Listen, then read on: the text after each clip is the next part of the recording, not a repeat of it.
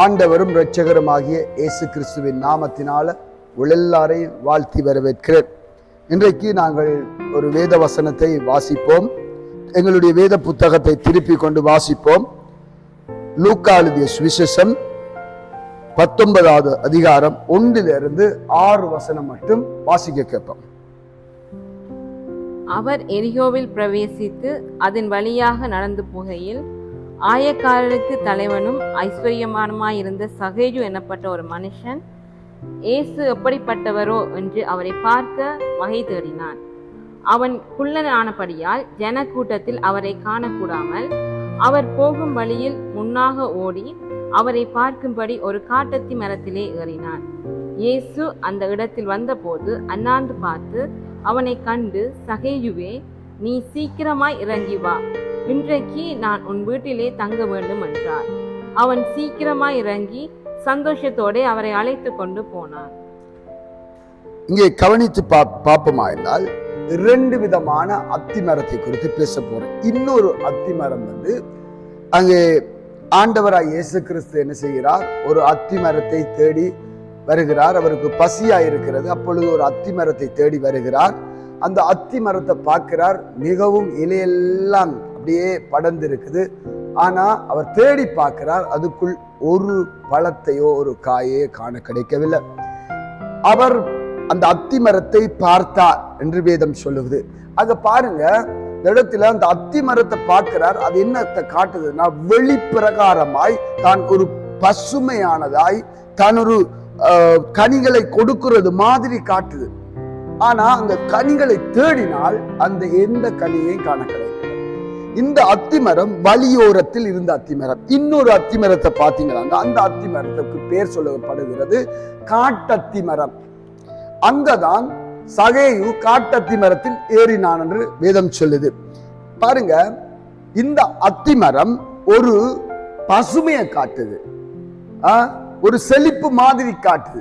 ஆனா உள்ளுக்குள்ளேயோ எந்த ஒரு கனியும் இல்லை. இந்த அத்தி மரம் காட்டத்தி மரம் இது எதையும் கொடுக்கல. ஆனா என்னத்தை கொடுக்குது? சகேயு என்ற கனியை கொடுக்குது. இங்க பாத்தீங்களா, 2ஐயும் நோக்கி பார்க்கிறார் ஆண்டவர். இந்த அத்தி மரத்தை நோக்கி பார்க்கிறார், அந்த அத்தி மரத்தை நோக்கி பார்க்கிறார். பாருங்க, இந்த அத்தி மரத்தை வழி அருகிலே நின்ற இந்த அத்தி மரத்தை நோக்கி பார்க்கும்போது அது என்ன செய்யுது? ஒரு வெளி தோற்றத்தை தான் ஒரு உண்மையானால், ஒரு பரிசுத்தமானால் என்று ஒரு வெளி தோற்றத்தை, ஒரு மாய்மாலத்தை ஆண்டவருக்கு காட்டுது. அந்த இடத்துல பாத்தீங்களா என்றால் ஒரு ஏமாற்றம் தான் கிடைச்சது. தெரிய அங்கே உண்மையானது காரியத்தை காணல. ஒரு ஏமாற்றுகிற கிறிஸ்தவர்களாக, ஒரு வெளி தோற்றத்துக்கு ஒரு கிறிஸ்தவர்களாக காணப்படுகிறது கூடாது. ஏனென்றால் ஆண்டவர் என்ன செய்கிறார்? அந்த மரத்தை சபித்தார் என்று வேதம் சொல்லுது. ஆண்டவர் அந்த மரத்தை சபிக்கிறார். பாருங்க, என்ன ஆண்டவர் விரும்புகிறார் என்று சொன்னா, எந்த நேரத்திலும் கனி கொடுக்கிற ஒரு வாழ்க்கை இருக்கணும். எப்படி என்று பாருங்க, என்ன காரியத்தை சொல்லுறேன் என்றால், பாருங்க, வேதம் சொல்லுது கனி அற்ற காலம். அதாவது அது கனி கொடுக்கிற காலமே இல்லை.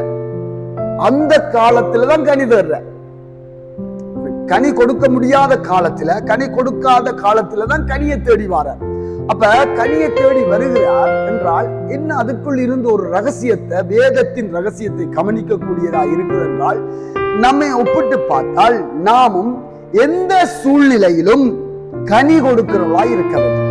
எந்த சூழ்நிலையிலும், எப்படிப்பட்ட சூழ்நிலையா இருந்தாலும், பிரச்சனைகள், போராட்டங்கள், வாழ்க்கையில வருகிற துன்பங்கள், வேதனைகள், எந்த மத்தியிலும் நம்ம கனி கொடுக்கிற ஒரு வாழ்க்கை இருக்க வேண்டும் என்பதைத்தான் தேவன் விரும்புகிறார். தேவ பிள்ளைகளே, நாம் கனி கொடுக்கிற ஒரு மனுஷனாக எங்களுடைய வாழ்க்கையில சந்தோஷமாய் இருந்தா மட்டும்தான் கனி கொடுக்கிறது. சந்தோஷமா இருந்து சங்கீதம் பாருங்க. வேதனைகள் வரும்போது கனி கொடுக்காம விடுறது இப்படிப்பட்ட வாழ்க்கை அல்ல. நீங்கள் போய் எனக்கு கனி கொடுங்கள். கனி கொடுக்கிற வாழ்க்கை நாம இருக்கணும். ஏனென்றால் எந்த நேரத்துல ஆண்டவர் எங்களிடத்தில் வருவார் என்று தெரியாது. எப்பொழுதும் பிதாவுக்கு நாங்கள் கனி கொடுக்கிற ஒரு மனுஷனாக இருக்க வேண்டும். ஆண்டவர் தேடுகிறார் என்னத்தை? ஒரு கனி. கனியுள்ள வாழ்க்கை. பாருங்க, கனியுள்ள வாழ்க்கையை ஆண்டவர் தேடுகிறவராய் காணப்படுகிறார்.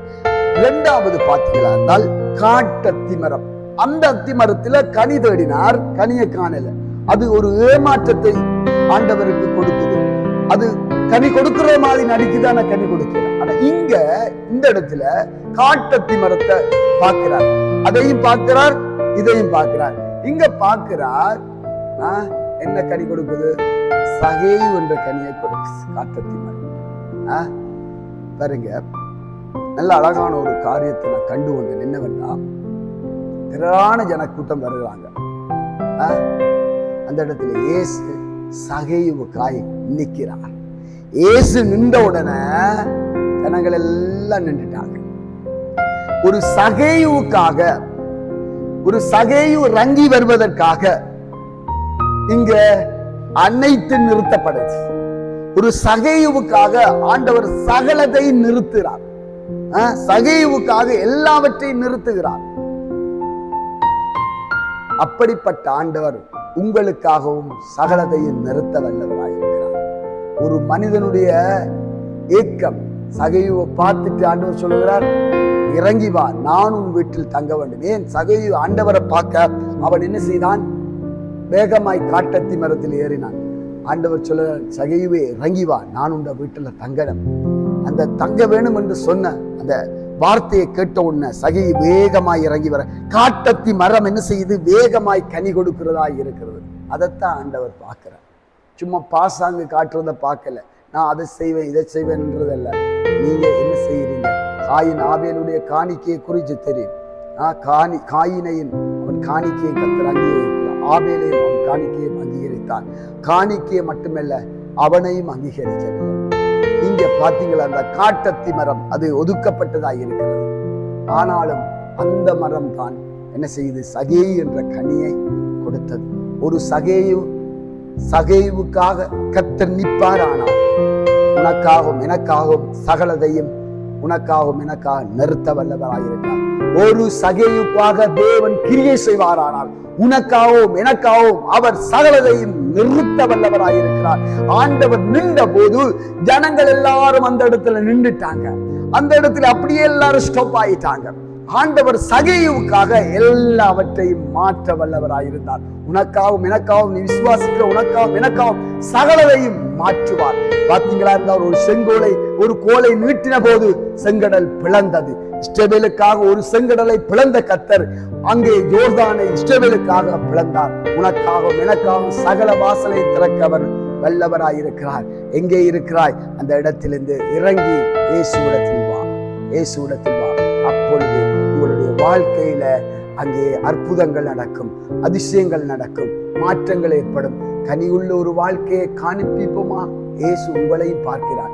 எப்படி அத்திமரத்தை பார்த்தாரோ, அந்த மரம் தனியாய் பாசாங்கு காட்டினது, வேஷங்காரியாய் இருந்தது, அதிலே ஒன்றையும் காணவில்லை. இந்த அத்திமரமோ அது கனி கொடுக்கிறதாய் காணப்பட்டது. சகேயு என்ற கனியை கொடுத்தது. ஆண்டவர் அந்த வீட்டில் தங்கினார். இன்னொரு மரத்தை நீங்க பார்த்தீங்களா இருந்தால் ஆதாமுடைய மரம்.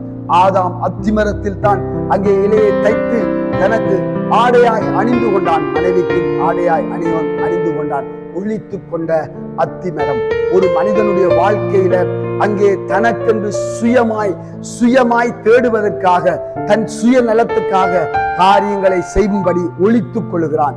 அத்திமரத்துக்கு கீழே ஒழித்துக் கொள்ளுகிறான்.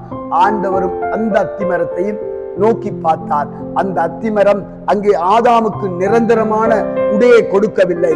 அங்கே பார்த்தீங்கள், அந்த உடையை ஆதாம் இலைகளை தைத்து போட்டிருந்தான். முதல் தையலை கண்டுபிடித்தார்கள். இலையை தைத்து போட்டிருந்தான். வெயில் வந்தபோது இலைகள் எல்லாம் வாடி போயினது. ஆனால் அந்த அத்திமரத்தை நம்பி இருந்தார்கள், அந்த அத்திமரத்தை எதிர்பார்த்தார்கள். அது கூட அவர்களுக்கு ஒழுங்கான ஒரு உடையை கொடுக்கவில்லை, ஏமாற்றத்தை கொடுத்தது. நீ ஏன் மற்ற காரியங்களை நம்பி இருக்கிறாய்? இயேசுவை விட்டுவிட்டு, அவர் கொடுக்கிற உடையை விட்டுவிட்டு, அவர் கொடுக்கிற ரட்சிப்பை விட்டுவிட்டு, அவரால் கிடைக்கிற நீதியினுடைய விட்டுவிட்டு ஏன் நீ வேறுடைய தேடி போகிறாய்? வேறு இடத்தில் ஒளித்துக் கொள்ளாதே. உனக்கு சில வேளைகள் மனிதர்கள் ஒளித்துக் கொள்ளுகிற உறைவிடமாயிருக்கலாம். சில வேளைகளை உனக்கு சில பொருட்கள், பணங்கள் ஒளித்துக் கொள்ளுகிற இடமாயிருக்கலாம். அது உனக்கு திருப்தியை கொண்டு வரலாம். அது நிரந்தரமற்றது, ஒரு நாள் மாறிவிடும். ஆனால் இயேசு கிறிஸ்து உனக்கு நிரந்தரமாய் இருந்து அவர் ஆடாக, பாஸ்காவாக அடிக்கப்பட்டு அவருடைய தோலை, அவருடைய ரட்சிப்பை நமக்கு தந்தார். அந்த உடையை உடுத்திக் கொள்வோம். அது நிரந்தரமானது, அது எப்பொழுதும் நம்மோடு இருக்கிறது, வாடாதது, அது உண்மையுள்ளதாய் பரலோகத்துக்கு கொண்டு செல்லக்கூடியது. நானும் நீயும் எதை தீர்மானிக்கிறோம்? நீ எந்த அத்திமரமாய் இருக்க விரும்புகிறாய் என்பதை நாம் ஒவ்வொரு பேரும் தீர்மானித்து ஆண்டவரிடத்தில் ஒப்புக் கொடுப்போம். தேவன் தாமே உங்களை ஆசீர்வதிப்பாராக. ஆமேன், ஆமேன்.